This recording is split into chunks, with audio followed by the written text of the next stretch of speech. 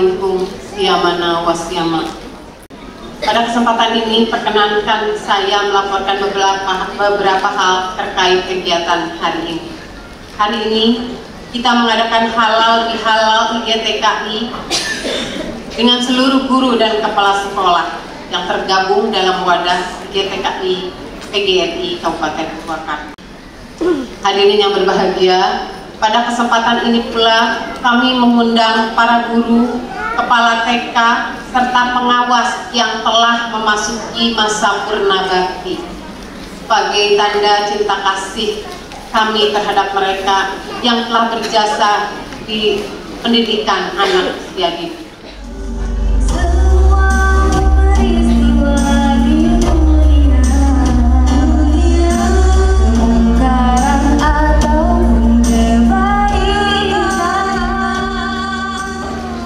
Karena itu saya atas nama pribadi dan Kepala Dinas Pendidikan mengucapkan taqabbalallahu minna wa minkum siyamana wa siyamakum minal aidin wal faizin, mohon maaf lahir dan batin.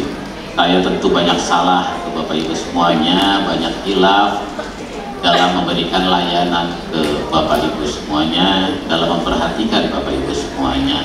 Pentingnya cinta kasih sayang yang terus harus kita gelorakan, itu harus menjadi spirit kita dalam menyelenggarakan pendidikan, dalam hubungan kemanusiaan kita, baik saya dengan ibu selaku penyelenggara pendidikan, ibu dengan teman-teman, ibu dengan orang tua, dengan tetangga dan semuanya. Saya yakin Pak Ustadz tahu betul bahwa cinta kasih ini, silaturahmi ini, jalinan kasih sayang ini ada di dalam setiap agama. Begitu pentingnya hubungan kemanusiaan yang perlu dilandasi dengan cinta dan kasih itu, maka di setiap agama itu ada dan menjadi inti dari setiap agama. Saya pada kesempatan ini mengucapkan terima kasih kepada Bapak Ibu semuanya yang terus membantu saya membangun pendidikan di Kabupaten Purwakarta. Walaupun kita masih prihatin, APS tahun kita masih rendah.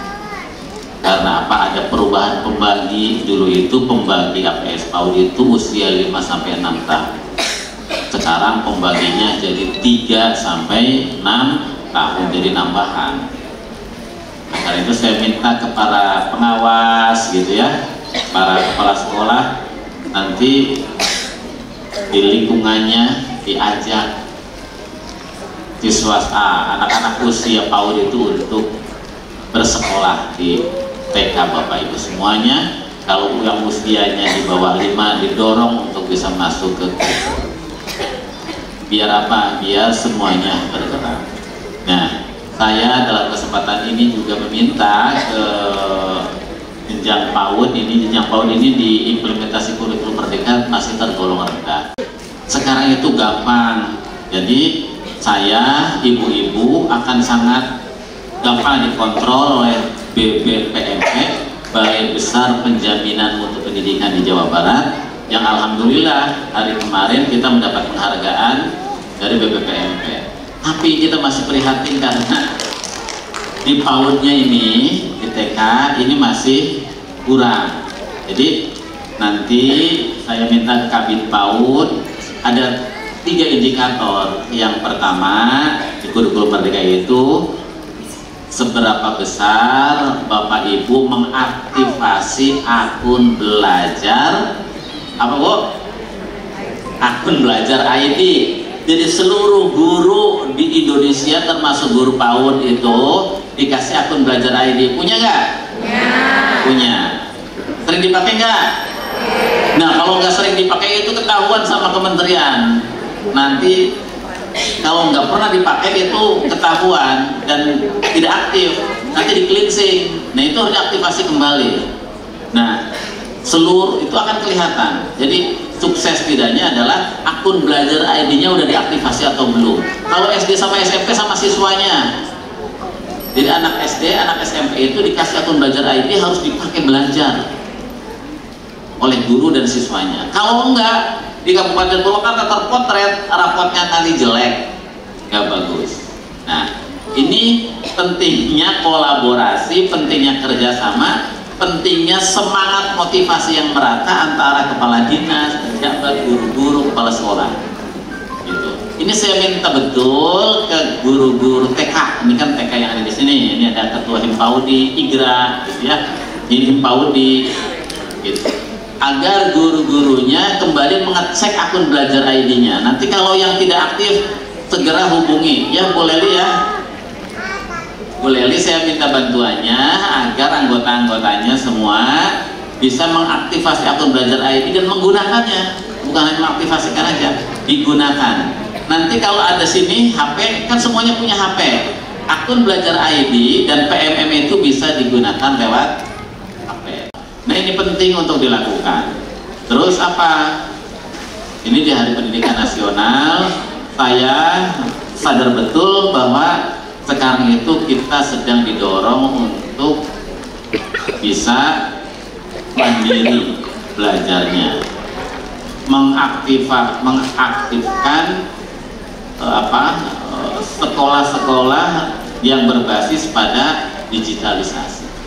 Nah, kita berpikir betul bahwa sekarang TK-TK itu sangat tergantung pada laptop dapodik itu yang harus diisi oleh Bapak Ibu semuanya di sekolah-sekolahnya, sangat tergantung ke laptop.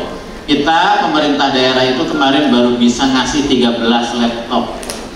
Tapi kita di 2024 sedang mengusahakan ke provinsi agar satu sekolah baik PAUD maupun TK itu semuanya dapat 1 laptop.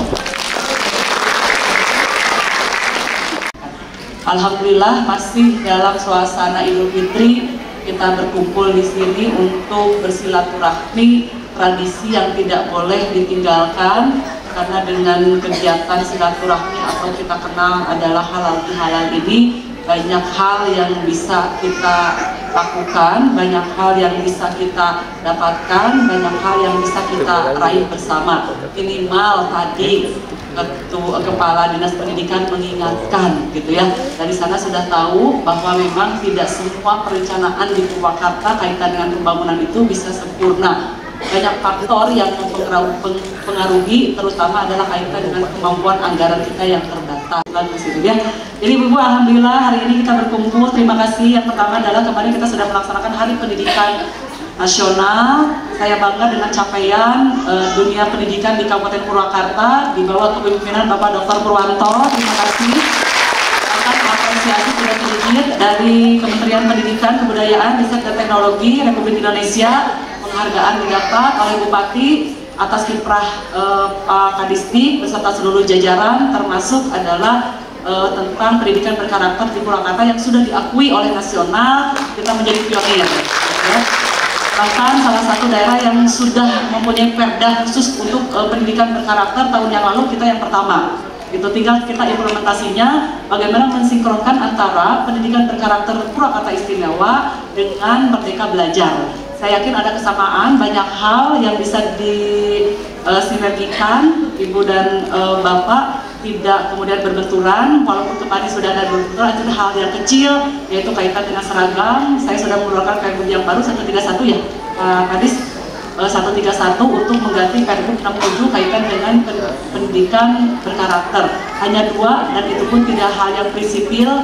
Yang 2 itu adalah yang pertama, seragam sekolah untuk sekolah dasar, karena yang untuk pendidikan anak usia dini tidak ada masalah apapun. Yang kedua adalah jam sekolah untuk sekolah dasar, kita samakan lagi antara kota dan desa, tidak ada perbedaan, yaitu masuk jam 7 pagi kecuali yang sekolahnya melaksanakan 2 rombel. Nah itu harus ada persetujuan dari Pak Kadisdik kalau misalkan mau ada diskresi gitu ya Bu ya. Jadi intinya semua regulasi di Kabupaten Purwakarta itu sudah sesuai dengan kurikulum Merdeka Belajar, sesuai dengan peraturan di atasnya.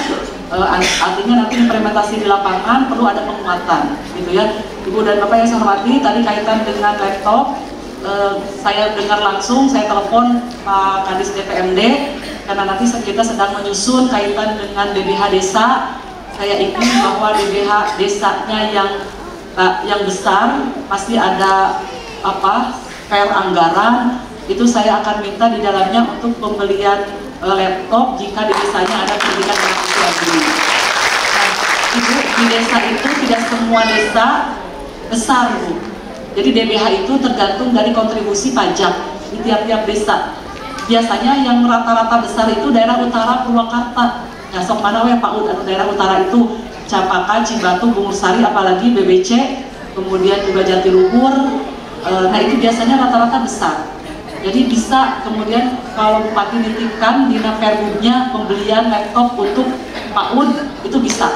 Kemudian insya Allah nanti akan kita masukkan. Tapi untuk wilayah yang selatan itu karena di sana bukan, kalau di utara itu kan industri Bu, jadi memang tinggi pajaknya.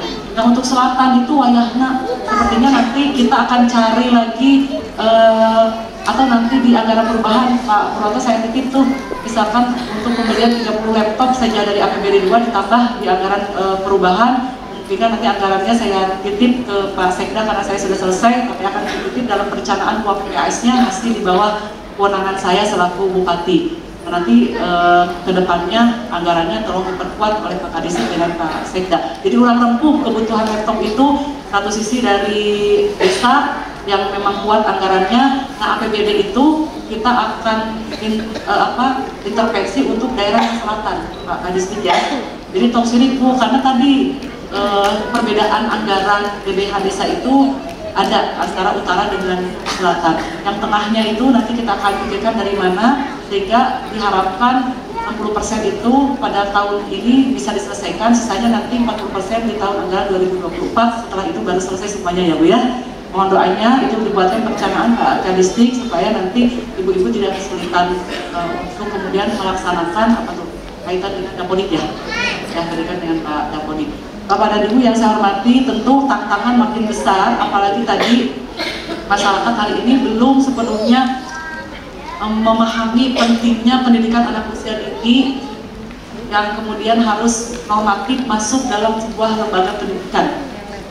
Karena dianggap bahwa ketika tidak masuk dalam sekolah yang formal itu di rumah bisa dididik oleh orang tuanya. Tetapi kan tadi ada legitimasi secara administratif yang harus dipenuhi, gitu ya, seperti NIK ya, apa?